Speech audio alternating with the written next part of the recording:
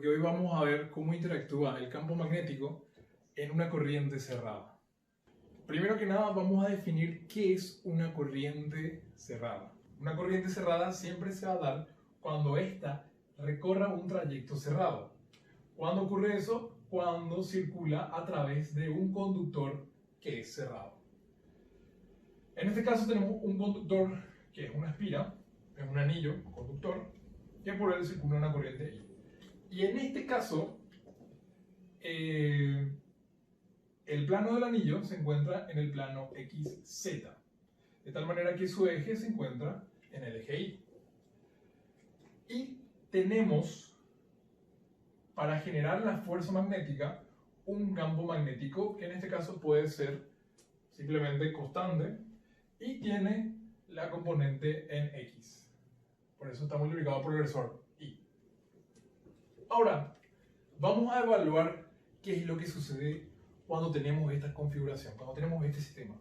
Una corriente que circula por un anillo en presencia de un campo magnético en la dirección del plano, o sea, contenida en el plano. Primero tenemos que recordar cuál era la ecuación de fuerza.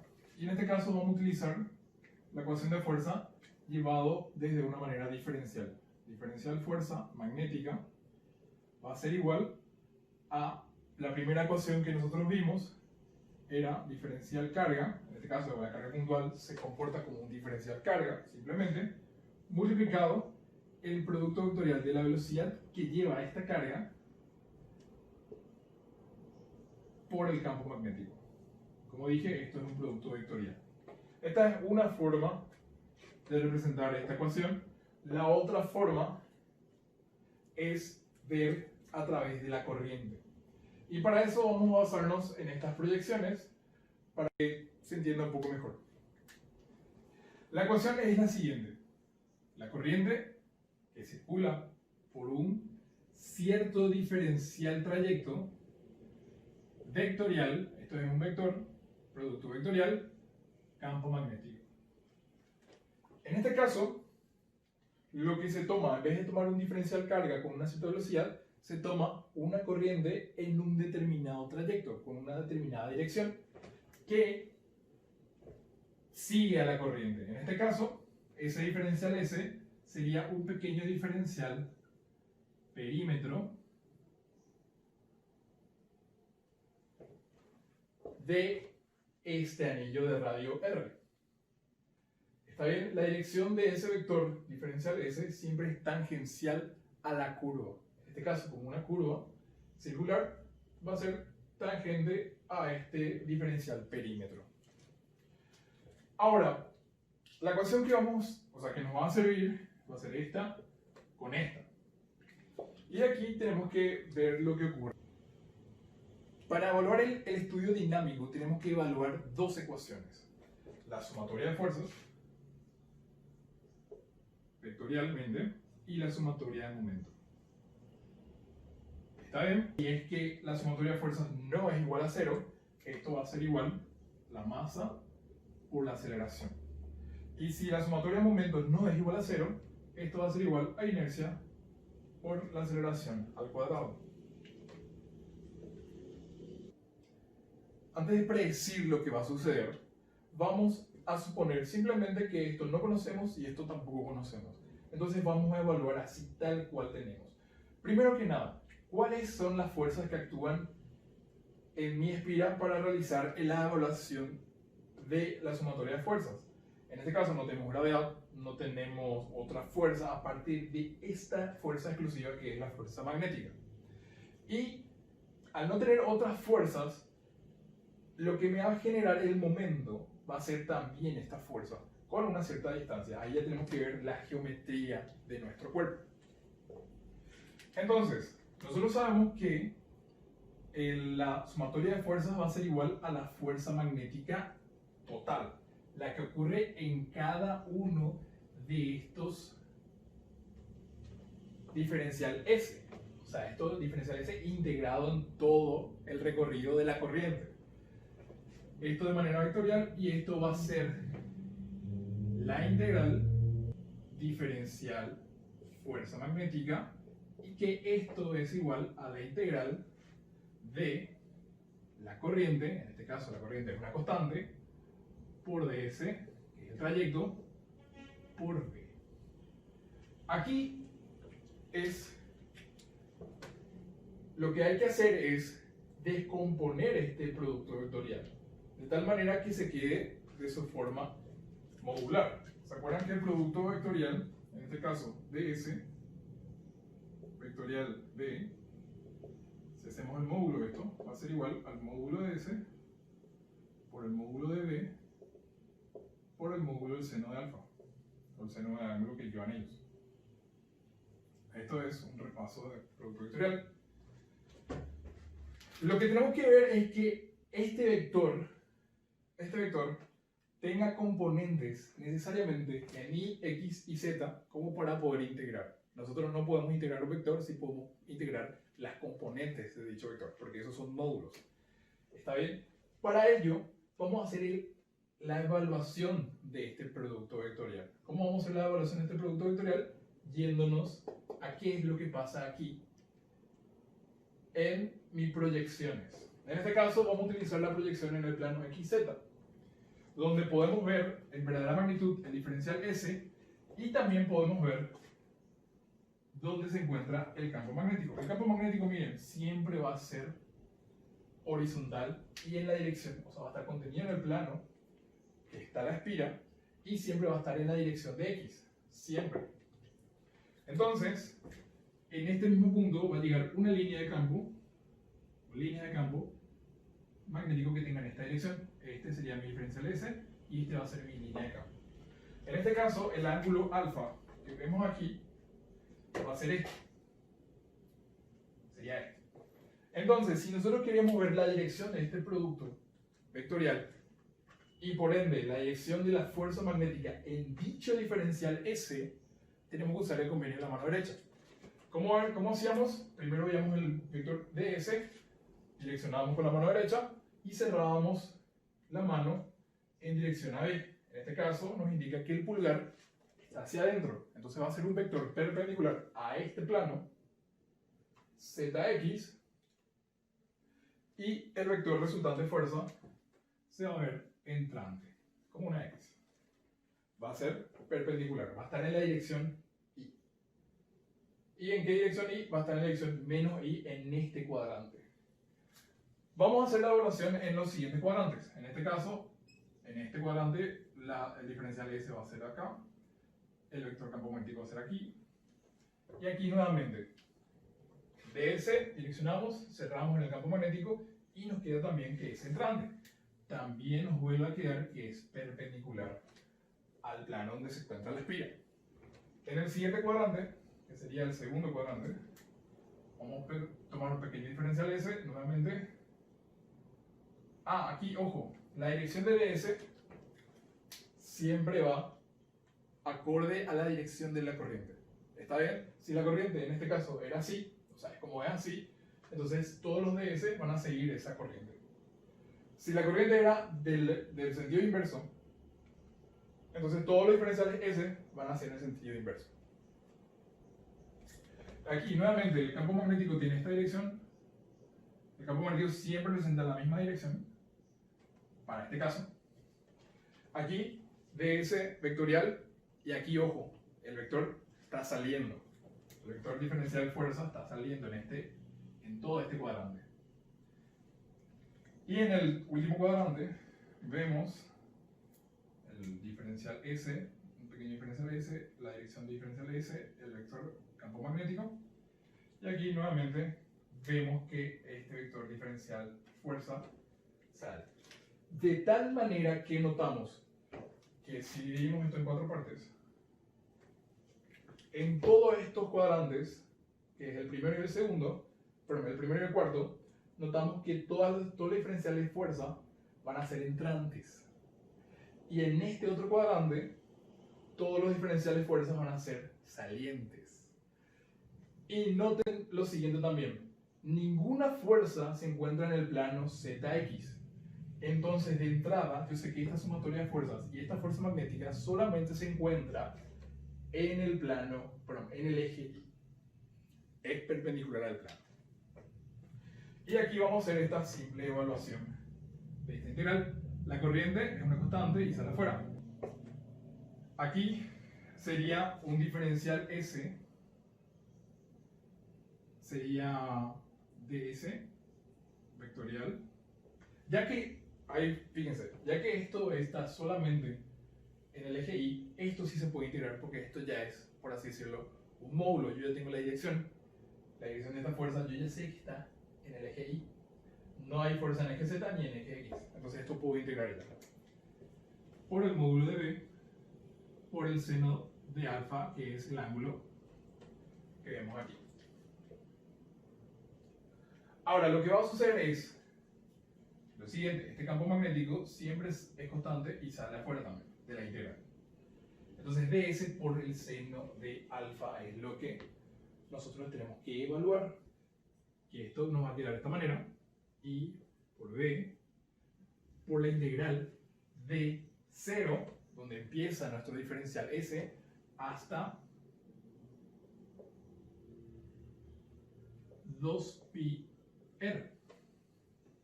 ¿Por qué 2πr? Porque es todo el perímetro del anillo. Entonces esto va a ser desde 0 hasta 2πr por el diferencial s. El diferencial s no es otra cosa que r por diferencial alfa, de esta manera. Entonces tenemos que esto va a ser r por seno de alfa por diferencial alfa. Aquí vamos a visualizar lo siguiente: el diferencial alfa sería, si empezamos de aquí, fíjense, esto sería alfa, esto es perpendicular a esto es perpendicular a esto, entonces esto sería también alfa, esto sería mi diferencial alfa, y a partir de aquí sería mi cero de integración, y esto recorrería, vamos a borrar bien, este seno de alfa y este diferencial alfa serían las mismas variables. Entonces esto se puede integrar con estos límites. Estos serían los límites ya cuando reemplazamos ds y solamente utilizamos la variable alfa, donde aquí la variable alfa se ve en el seno de ángulo, que es el ángulo entre el ds y el campo magnético, que sería el mismo que barre para generar el perímetro. Entonces estos son la misma alfa. La r sale fuera de la integración por ser una constante, y la integral del seno de alfa por el diferencial alfa desde 0 a 2π va a ser 0. ¿Por qué? Porque esto va a salir coseno menos seno de alfa, coseno de 0 es 1 y seno de 2π es 1, es el mismo punto. Entonces esto se elimina y se hace 0. Lo que concluimos que, gracias a este análisis, que mi sumatoria de fuerzas, que es la fuerza magnética total en la espira, es igual a 0. Ahora, lo que tenemos que evaluar entonces es la sumatoria de momentos, que por el momento no sabemos qué es, a qué es igual a esto. Puede ser que el cuerpo esté estático, ni siquiera rote, ni siquiera se traslade. Para esto sabemos que no se va a querer trasladar el cuerpo. Con esto vamos a evaluar si es que va a poder rotar o no el cuerpo. Entonces, ¿cómo evaluamos la sumatoria? Como sabemos que la única fuerza es la fuerza magnética, lo que tenemos que hacer es el momento de esa fuerza, pero no el de la fuerza total, porque sabemos que es igual a 0, sino el momento llevado desde una manera diferencial. Nosotros sabemos que la sumatoria de momentos va a ser igual a la integral del diferencial momento, que esto va a ser igual a un torque, en el caso de que exista. Esto es un vector y esto es igual a la integral de ¿qué cosa? La posición donde se encuentre mi diferencial fuerza vectorial diferencial fuerza magnética. Nosotros sabemos que el diferencial fuerza es igual a una ecuación I ds vectorial b. Entonces esto queda, finalmente, la integral que vamos a evaluar va a ser la corriente, que es una constante vectorial, bueno, la integral de la posición vectorial, paréntesis, vamos a poner aquí, ds vectorial b.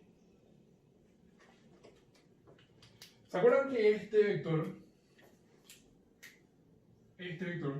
es perpendicular siempre al plano zx? Siempre este vector va a ser un vector en el eje y. Y este vector posición d, siempre vamos a considerar, si consideramos desde el origen, siempre va a estar contenido en el plano xz. De tal manera que si tenemos un vector que es perpendicular al plano y un vector que está contenido en el plano, este producto vectorial va a estar contenido siempre en el plano xz. Y esto es lo que tenemos que evaluar. Como esto es un vector, nosotros tenemos que evaluar esos componentes. Entonces tenemos que evaluar esta suma vectorial, como vemos aquí, donde por un lado tenemos que, este sería z más bien, por un lado tenemos tau x va a ser igual. Si vemos este producto vectorial, sabemos que esto era entrante, sabíamos que se iba a formar un producto vectorial entre esto y esta fuerza, entonces sería en la dirección de ds. En esta dirección va a existir ese torque. ¿Está bien? Entonces, vamos a utilizar este mismo ángulo alfa para proyectar en el eje X y en el eje Z. Entonces sería esto, la corriente por la integral de... Esto sería continuando por el módulo de S, por el módulo de B, por el seno de alfa, que sería este producto vectorial, por el coseno de alfa, para descomponer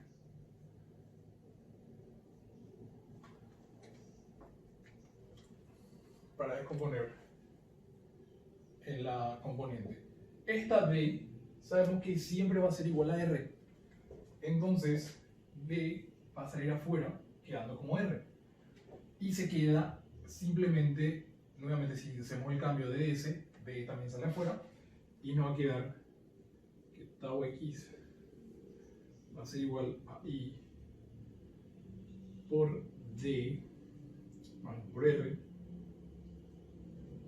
por D, por 2, por R, nuevamente, por la integral de diferencial alfa, por el seno de alfa, por el coseno de alfa.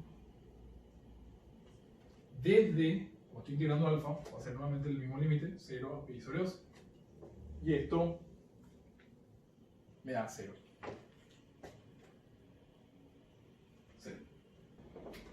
Entonces, el torque necesariamente va a ser solamente en Z.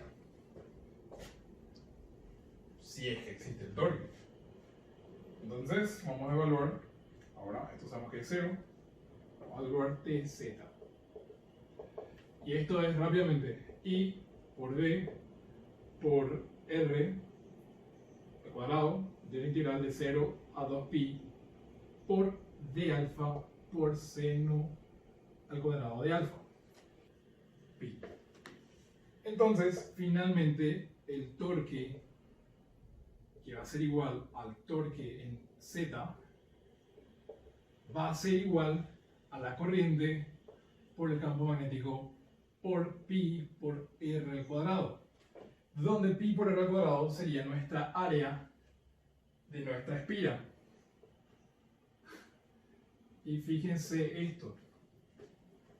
Este sería el torque para este caso específico. Pero nosotros podemos tener el torque, el campo magnético, en una proyección a esta configuración horizontal. Puede estar contenido en un plano y X. Pero ahí lo que va a suceder es que la componente horizontal o la componente que pertenece al plano va a producir este torque y la componente que es perpendicular a ese plano va a resultar una fuerza también que es igual a cero. Eso para un caso más general. De tal manera que el torque se puede escribir de la siguiente forma.